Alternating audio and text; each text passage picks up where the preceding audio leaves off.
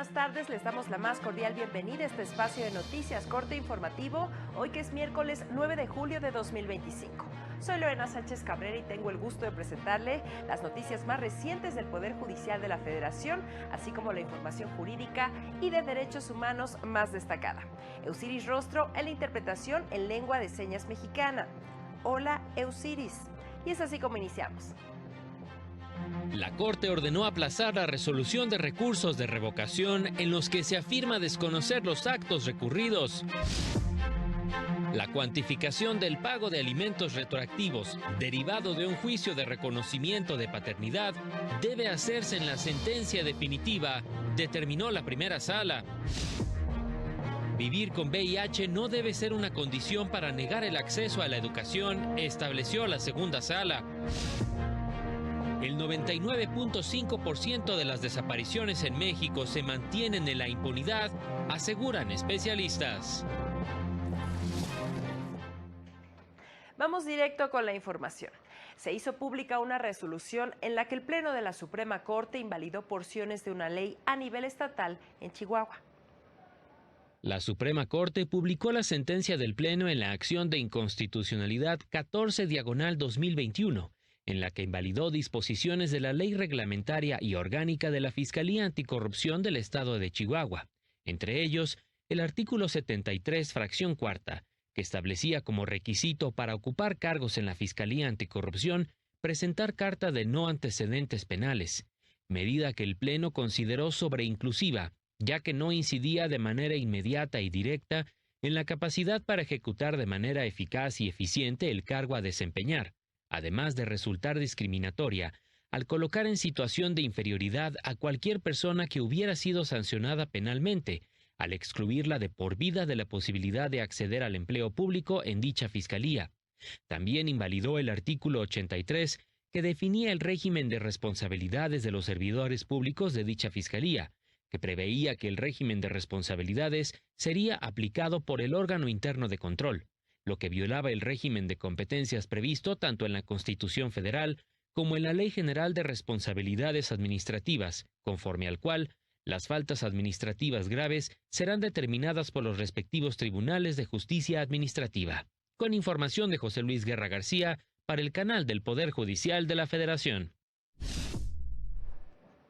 La Suprema Corte de Justicia de la Nación publicó el Acuerdo 5/2025, en el que dispone que el aplazamiento del dictado de la resolución en los siguientes casos: en las contradicciones de criterios del conocimiento de los plenos regionales, en los amparos directos y recursos de revisión interpuestos contra sentencias emitidas por las salas del Tribunal Federal de Justicia Administrativa, radicados en los tribunales colegiados de circuito, asuntos en los que se aborda el tema relativo al análisis de la forma en que debe proceder la autoridad que resuelve un recurso de revocación, cuando el recurrente manifiesta desconocer el o los actos recurridos, sean estos definitivos o intraprocesales, es decir, si se deben dar a conocer todos los actos que se niega a conocer o solo los definitivos, conforme al artículo 17 del Código Fiscal de la Federación, para que el particular amplíe dicho medio de impugnación y, si resulta factible, exhibirlos en el juicio de nulidad en el que se impugna la nulidad del referido recurso de revocación,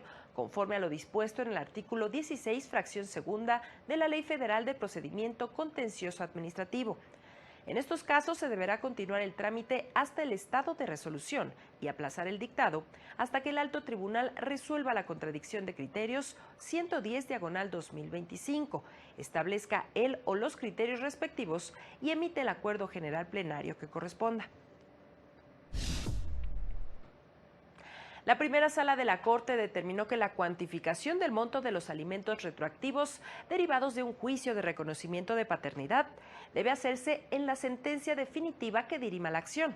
Al resolver una contradicción de criterios entre tribunales colegiados, la sala precisó que si en un juicio de reconocimiento de paternidad se acredita la obligación de pagar alimentos de manera retroactiva, su cuantificación debe realizarse en la sentencia donde se estableció su procedencia, pues explicó que en este tipo de controversias familiares, la determinación de la cantidad líquida a pagar, junto con la procedencia de la obligación, constituyen la litis a resolver en el juicio principal.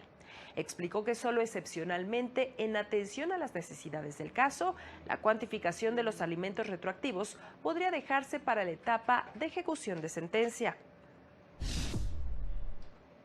Por su parte, la segunda sala determinó que debe negarse la suspensión provisional cuando el acto reclamado consiste en la disminución del monto que el Poder Judicial de la Federación aporta al Fondo de Separación Individualizado del personal de la Defensoría Pública Federal, al tratarse de un acto reparable en la sentencia y respecto del cual el paso del tiempo no genera un perjuicio directo a la parte quejosa.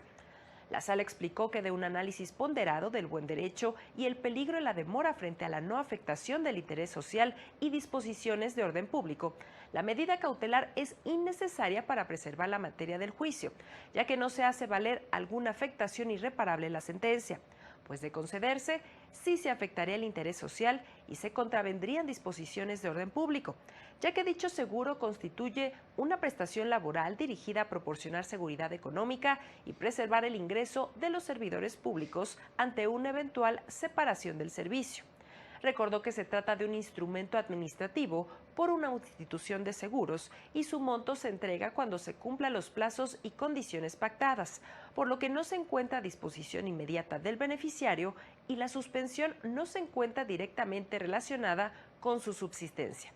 Precisó que no se puede otorgar la suspensión, pues ello implicaría erogar recursos públicos, lo que podría afectar el interés social de la población, en la medida que esos recursos pueden ser indispensables para satisfacer otras necesidades de interés público, por lo que los efectos pretendidos con la medida cautelar son innecesarios para preservar la materia del juicio e incluso no se advierte que de negarse ocasiona un perjuicio irreparable a la parte quejosa, pues de concederse el amparo contra la reducción, los montos e intereses que deberían ser aportados por el Poder Judicial a la parte quejosa pueden ser restituidos de manera retroactiva. La Unidad General de Conocimiento Científico y Derechos Humanos de la Suprema Corte destacó una resolución que protege el derecho a la educación de las personas que viven con VIH. En el amparo en revisión 18/2022, la segunda sala estudió el caso de una persona a quien se le negó acceder al concurso de admisión para estudiar una especialidad médica por padecer esta enfermedad.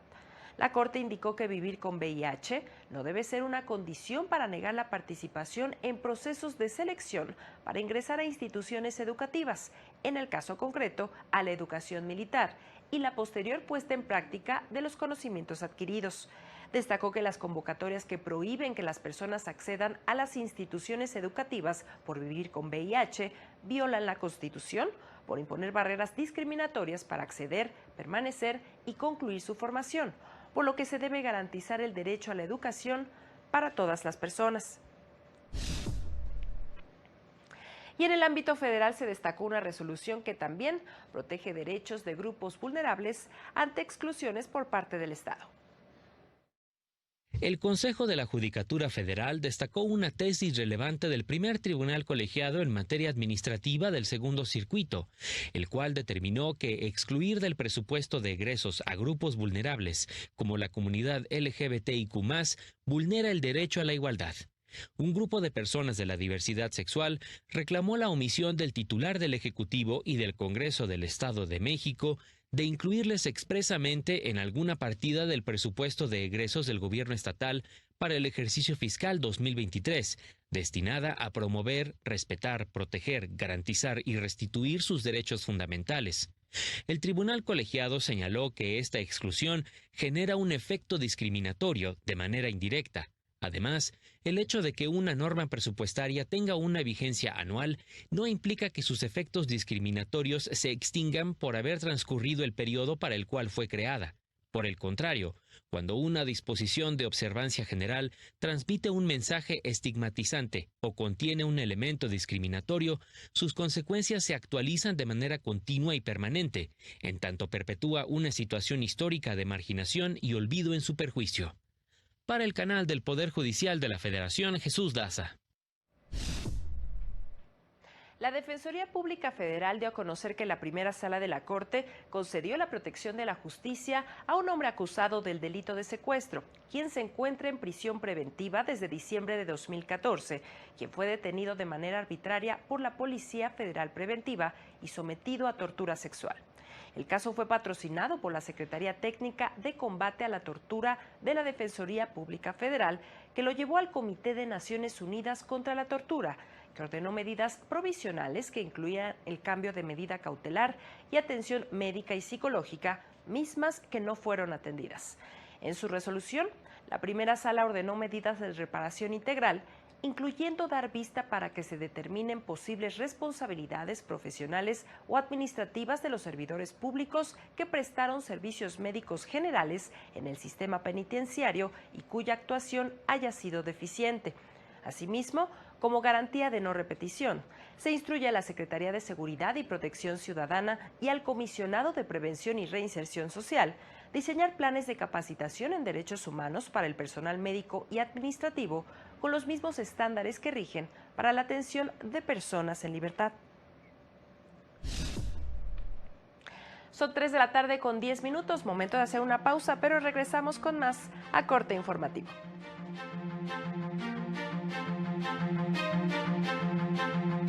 Al regresar,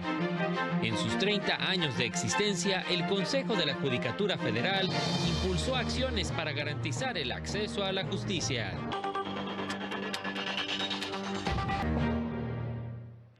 Gracias por continuar con nosotros en Corte Informativo. En el marco de su 30 aniversario, el Consejo de la Judicatura Federal lanzó un micrositio para difundir sus avances y logros con el fin de garantizar el acceso a la justicia. Incluye una línea del tiempo interactiva con los acontecimientos más destacados en su historia desde su creación el 2 de febrero de 1995, cuando se asentó como una institución para lograr el bien común judicial y el establecimiento de las mejores condiciones que los mexicanos merecen para recibir justicia pronta, completa, imparcial y gratuita.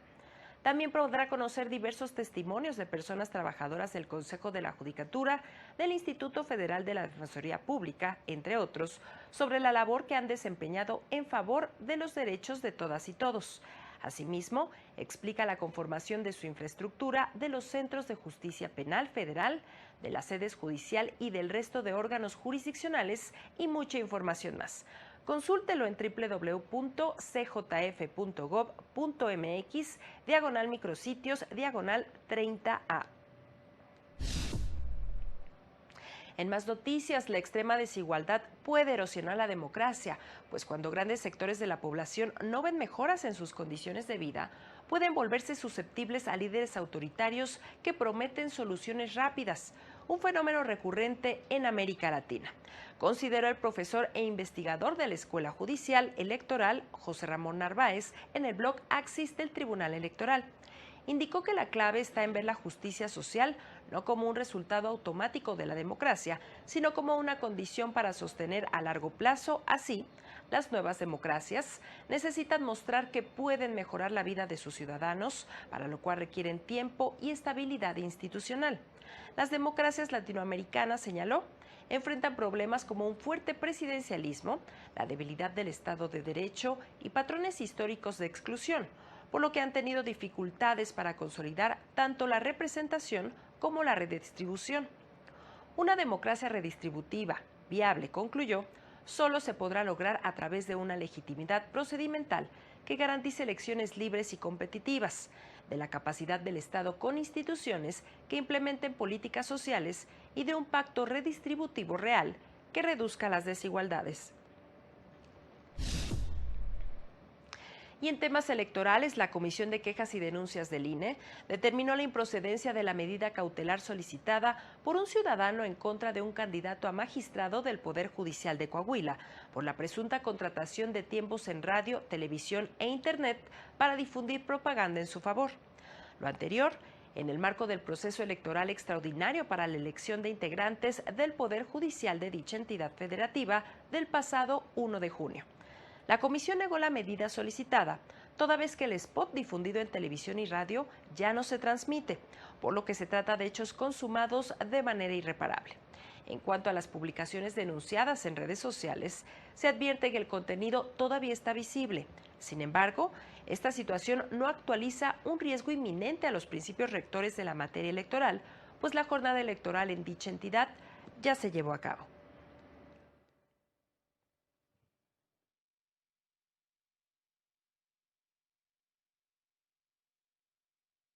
El Pleno del Tribunal Superior de Justicia de Quintana Roo otorgó nombramientos a una jueza y 5 jueces tradicionales del municipio de Lázaro Cárdenas, quienes serán los encargados de preservar la paz social en sus comunidades mediante la aplicación de la Ley de Justicia Indígena del Estado. Hasta el 7 de julio, el Poder Judicial de Querétaro registró 90 altas de deudores morosos en la entidad y una baja ante la plataforma del Registro Nacional de Obligaciones Alimentarias. Los registros se pueden solicitar ante los juzgados familiares.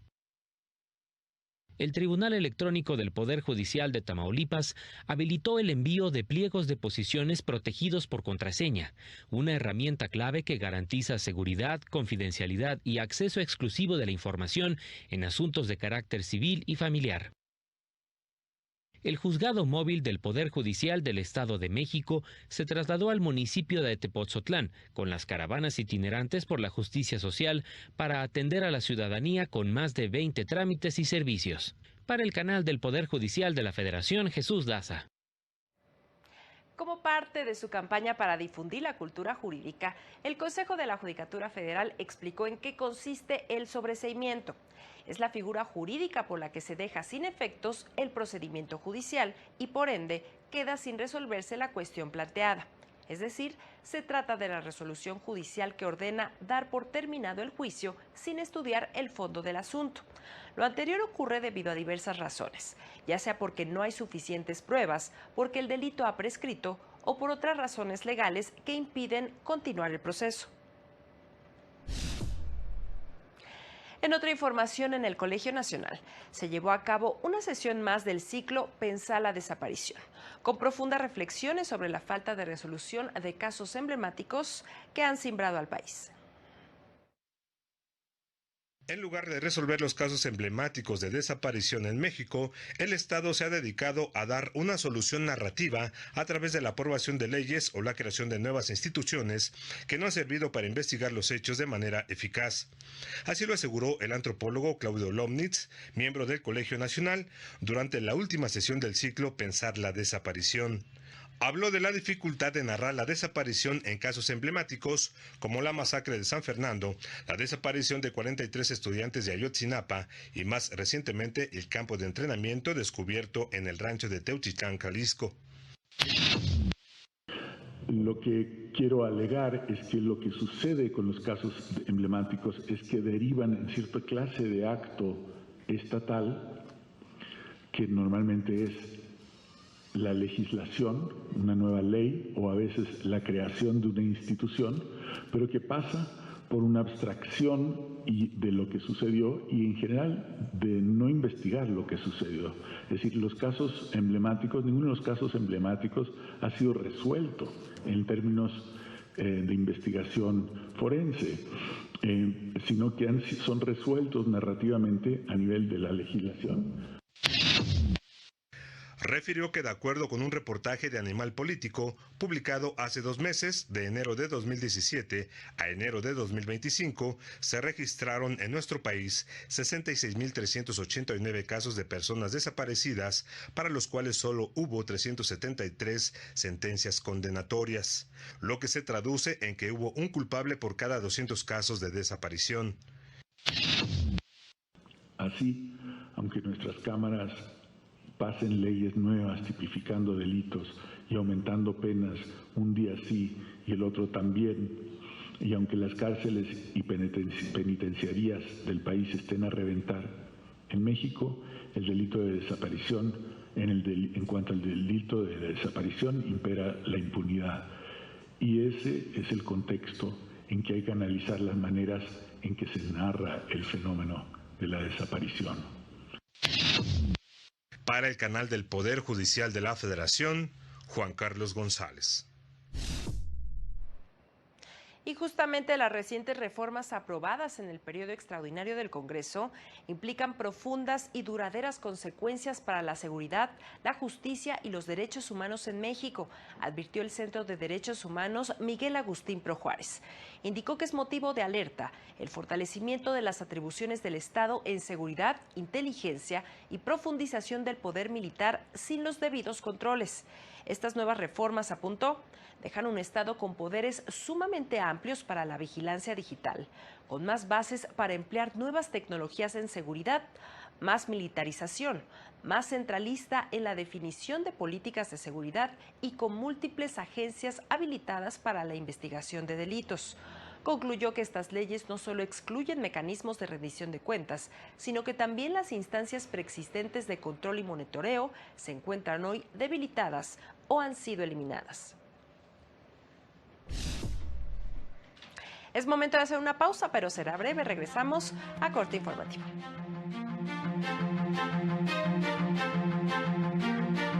Más adelante,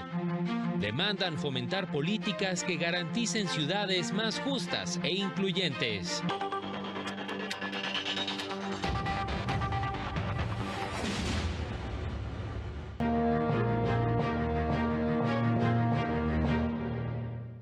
De la tarde con 21 minutos, ya estamos de regreso con más noticias. La Comisión Interamericana de Derechos Humanos celebró la restitución del nieto 140, anunciada por las abuelas de Plaza de Mayo, organización de Argentina que se dedica a localizar a las niñas y niños desaparecidos por la dictadura militar de los años 70 y 80. Se trata del hermano de Adriana Metz, quien lo buscó incansablemente durante décadas, tras haber sido arrebatado de sus padres detenidos por militares a los pocos días del parto y entregado a otra familia.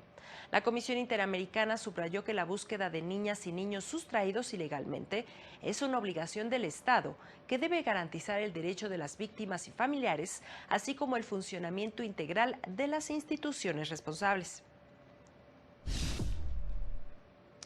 Y en este contexto en donde voces reclaman el derecho a la ciudad, se pronunció la ombudsperson capitalina Nacheli Ramírez.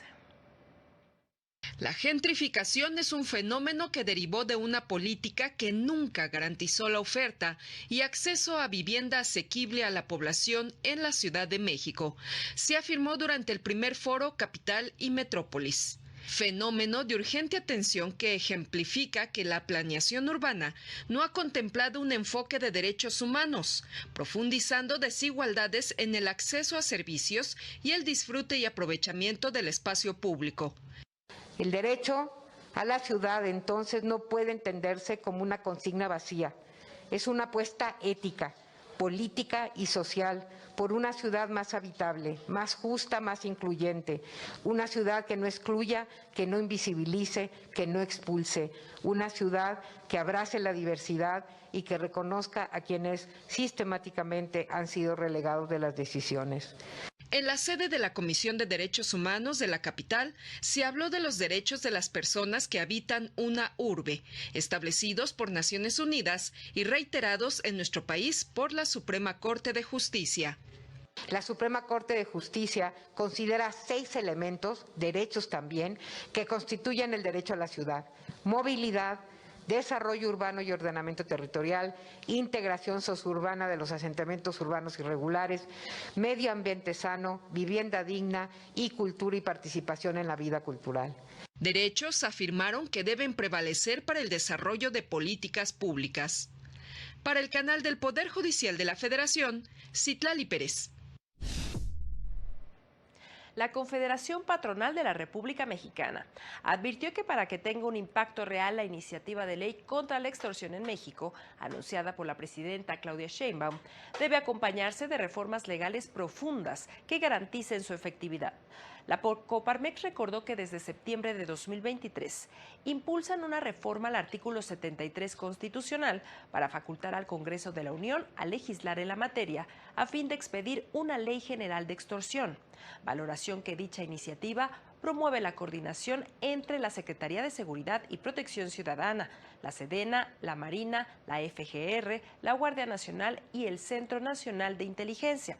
Revelaron que diariamente en México 32.3 personas son víctimas de extorsión y en 2024 ocasionó pérdidas superiores a 26,000 millones de pesos. 70% de las extorsiones ocurren vía telefónica. Las MIPYMES, que son la base de la economía en el país, al generar el 65% de los empleos formales, son las más afectadas por este delito. Indicaron que casi el 50% de las empresas afiliadas a Coparmex considera que la inseguridad es el mayor obstáculo para crecer. Y sobre el lamentable hallazgo de 3 niñas en Sonora, Meredith, Medelyn y Carla, hermanas de 11 y 9 años sin vida, abrazadas, días después de la localización del cuerpo de su madre. La organización Reinserta expresó indignación ante la cotidianidad de la violencia que normaliza lo que jamás debió ni debe ser tolerado. Afirmó que no es un hecho aislado, pues de acuerdo con datos de la Red por los Derechos de la Infancia, más de 1,000 niñas, niños y adolescentes son asesinados cada año en México. Señaló que este es un caso que nos recuerda que la falta de inversión en sistemas de protección arrebata vidas. Por ello, urgieron a las autoridades a aumentar sustancialmente el presupuesto destinado a la protección de la infancia, que actualmente representa apenas el 1.2% del PIB, mientras que UNICEF recomienda mínimo el 2%. Afirmaron que cada peso invertido en infancia genera un retorno social estimado de entre 7 y 10 veces en términos de desarrollo, salud y seguridad. Denunciaron que actualmente México no cuenta con una estrategia nacional específica para atender el feminicidio infantil, cuyas cifras muestran que 4 de cada 10 mujeres asesinadas son menores de edad. Y en otra información, el Departamento de Tesoro otorgó una prórroga de 45 días a Intercam, Cibanco y Vector Casa de Bolsa, instituciones acusadas de realizar operaciones de lavado de dinero para organizaciones del crimen organizado. La medida, que prohíbe a las entidades financieras de Estados Unidos realizar operaciones con las instituciones mexicanas señaladas de lavar activos del crimen organizado, entrará en vigor a partir del próximo 4 de septiembre. La prórroga se otorgó en reconocimiento a las acciones emprendidas por las autoridades mexicanas para combatir el lavado de dinero de organizaciones criminales, lo que incluye la intervención y gestión temporal de las instituciones señaladas, con el fin de que su funcionamiento se apegue a la normatividad y para evitar incurran en actividades ilícitas. Es así como llegamos al final de este espacio de noticias, como siempre agradeciendo su compañía e invitándole a mantenerse aquí en la señal del canal del Poder Judicial de la Federación. Tenemos una cita a las 20:30 horas en el Noticiario Nocturno. Soy Lorena Sánchez Cabrera y a nombre de todo este equipo le deseamos que siga disfrutando su tarde de miércoles. Hasta pronto.